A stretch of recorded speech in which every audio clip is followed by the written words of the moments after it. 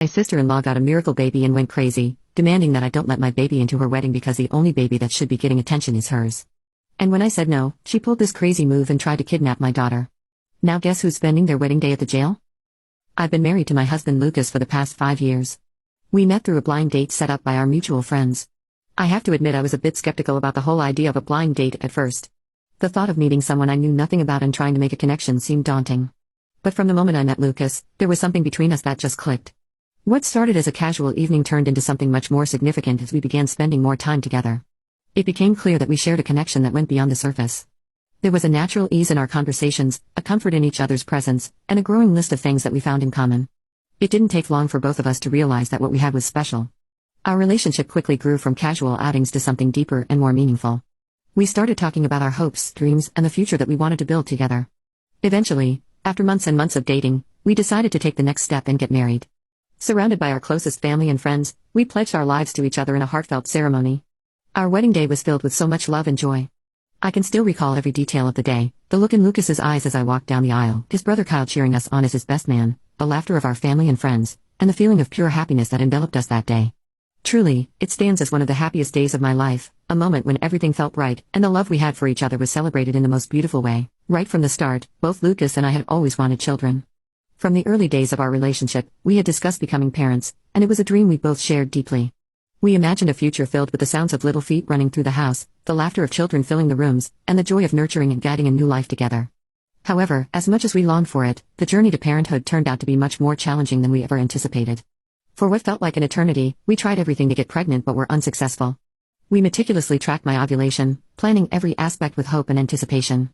We made significant lifestyle changes, and both of us gave up drinking and smoking habits we knew could affect our chances.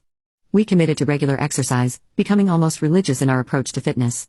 We also took a hard look at our diet, making sure we were eating all the right things to create the best possible conditions for conception.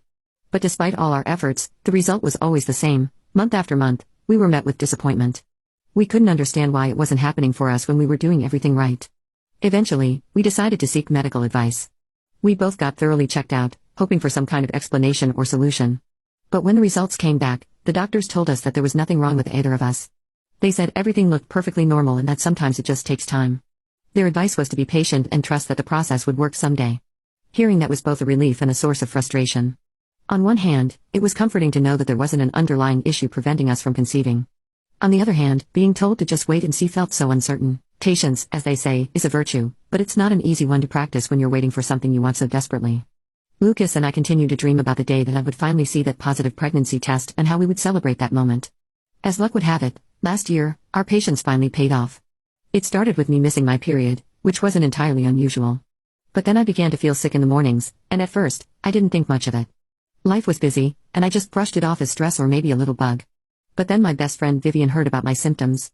She immediately sensed something I hadn't dared to believe yet and rushed over to my place with a handful of pregnancy tests. When she showed up at my door with those kits, my heart started racing.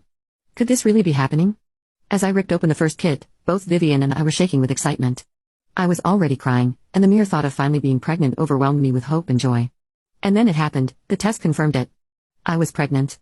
I remember staring at those 2 lines in disbelief. Vivian and I started jumping up and down in joy, screaming and hugging each other as the realization hit us. We couldn't believe our eyes. After all the months of waiting and hoping, the moment had finally arrived. That evening, I knew I wanted to make the moment just as special for Lucas. My husband had been on this journey with me every step of the way, and I wanted the news to be a memory that we would cherish forever. With Vivian's help, I planned a sweet little surprise. We decorated the living room with balloons and bought a small cake to celebrate the news. It was simple but perfect. When Lucas came home from work that night, he was immediately puzzled by the festive decorations. He laughed, asking me if I had somehow mixed up the dates and thought it was his birthday. I just stood there smiling, trying to contain my excitement. Instead of answering him, I simply handed him the pregnancy test. It took a second for him to fully register what he was holding, but then I saw the realization dawn in his eyes. His expression changed from confusion to shock and then to pure, unbridled joy. He yelled in excitement, and before I knew it, he had swept me off my feet and was spinning me around in a hug. After everything we had been through, all the waiting and hoping, we finally had the answer we had been longing for. We were going to be parents. Throughout my pregnancy, after every appointment with my gynecologist, I would come back home beaming with joy, clutching the latest ultrasound picture of our little baby. I would immediately place them on the fridge with our magnets, creating a growing collage of our journey. Every time I walked by, I'd glance at the images, and it would fill my heart with so much happiness, a constant reminder that our little Cece was growing and thriving. Lucas and I spent a lot of time preparing for our daughter's arrival.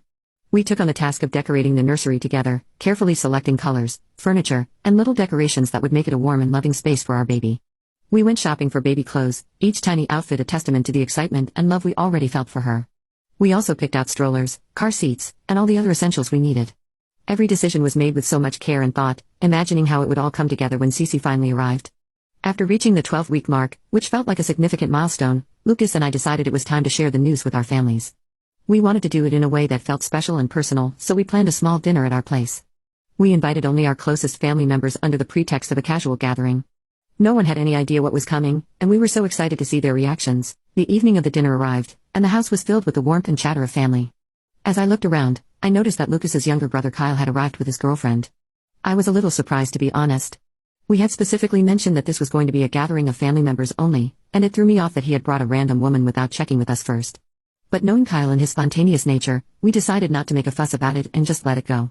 Kyle introduced his girlfriend Jasmine to everyone at the dinner. She was a divorcee with a child from her previous marriage, and it was obvious that she was significantly older than Kyle. They had apparently met at the gym recently and hit it off. Throughout the evening, both Kyle and Jasmine kept behaving like horny little teenagers. They kept grabbing each other, kissing, and making noises that were hard to ignore, especially in front of everyone. It was more than a little uncomfortable, and I could sense that I wasn't the only one who felt that way. Despite this awkwardness, I was determined not to let it derail the evening. As we all sat down for dinner, Lucas and I exchanged a glance, silently agreeing that it was time we stood up and got everyone's attention. "We have something to share with you all," Lucas said, his voice full of excitement. And with that, I brought out the collection of ultrasound pictures that I had been collecting. As I held them up for everyone to see, I announced with a smile, "We're pregnant." For a moment, there was silence as everyone looked at our faces, processing what we had just said. The room exploded with joy. Everyone jumped up from their seats, rushing to hug us, congratulate us, and share in our happiness. The atmosphere was suddenly electric with excitement and love. Lucas's parents were especially thrilled. This was going to be their first grandchild, and I could see the pride and happiness shining in their eyes. They had known how hard we had been trying, and this news meant the world to them. My own mother was in tears as she hugged me tightly. "Are you okay, sweetheart?" she asked, her voice choked with emotion as tears streamed down her face.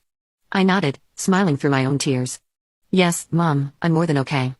My brother and his wife hugged Lucas and me, expressing how thrilled they were that we were finally going to be parents. They couldn't wait to help us out and share tips for being first-time parents. I confessed how nervous I was and how I kept overthinking every decision. My brother reassured me that he felt the same way before my niece was born, and his wife nodded in agreement. In that moment, nothing else mattered but the love and support of our family. This was what Lucas and I had dreamed of, and now, surrounded by the people we cared about most, it was all coming true. The evening had been filled with so much joy, but there was one person who stood out like a sore thumb, Jasmine.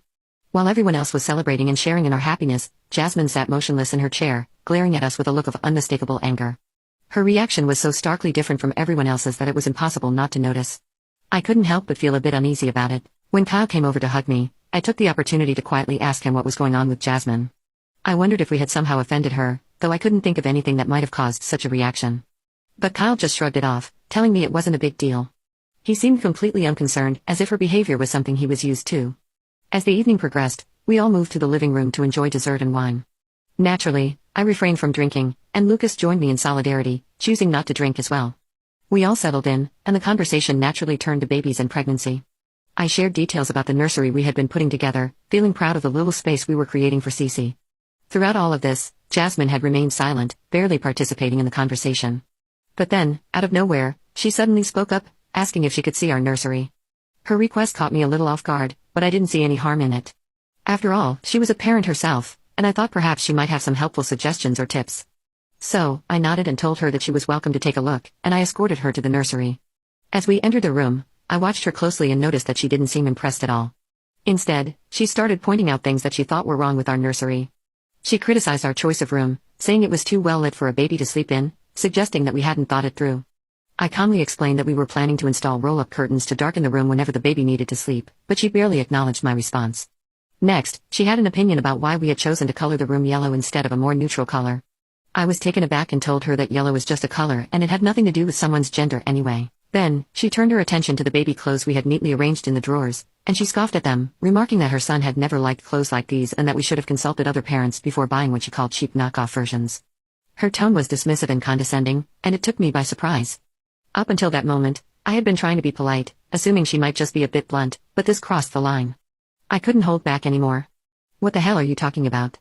I asked her, unable to hide the frustration in my voice. Her words stung, especially after all the effort Lucas and I had put into making everything perfect for our baby. It was clear that she had no intention of offering any constructive advice. Instead, it seemed like she was deliberately trying to undermine the happiness of the evening. Just as Jasmine was about to respond, my mother and mother-in-law walked into the nursery, their faces lighting up as they admired the room. They began to gush over how beautiful everything looked, and for a moment, their warmth and praise filled the room, softening the tension that had been building. However, I wasn't ready to let the issue with Jasmine slide. I turned back to her, repeating my question with a firm tone. What exactly did you mean by that? Both my mother and mother-in-law noticed that something was off, and sensing the unease, my mother asked me what was wrong. I didn't hesitate to explain how Jasmine had been criticizing the nursery and had even gone so far as to call the baby clothes we'd chosen cheap. Both of them were taken aback by this, clearly surprised that someone would be so openly critical, especially during such a special time. My mother-in-law laughed in disbelief and turned to Jasmine, asking, "Is this true?" Jasmine, seemingly caught off guard by the sudden attention, tried to downplay her earlier remarks. She claimed that she found the clothes too rough to the touch and that she was simply advising me to consider softer options. But my mother and mother-in-law weren't buying it. They both shook their heads and chuckled softly, pointing out to her that the clothes felt perfectly smooth to them. Jasmine then quickly tried to backtrack, insisting that as a mother, she knew better and I should learn to keep an open mind and be willing to accept criticism.